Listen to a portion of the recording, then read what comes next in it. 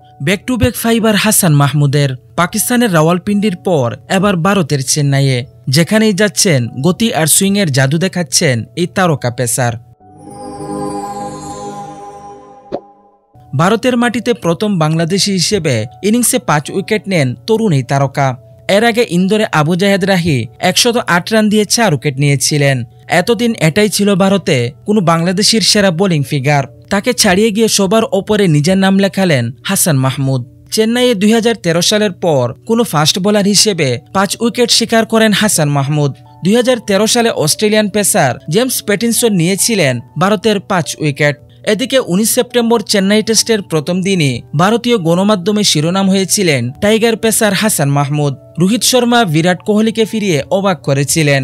হাসান মাহমুদের সুইং আর smart bowling দেখে English pacer James অ্যান্ডারসনের সঙ্গে তুলনা করেছেন অনেকেই। তবে হাসান মাহমুদ তুলনাতে বিশ্বাসী নন। এ নিয়ে মাত্র 4টি টেস্ট খেলেছেন, ইতিমধ্যে 19টি উইকেট তার ঝুলিতে। মাত্রই টেস্ট ক্রিকেটে পথ চলা শুরু হয়েছে, যেতে হবে আরও অনেক বহুদূর।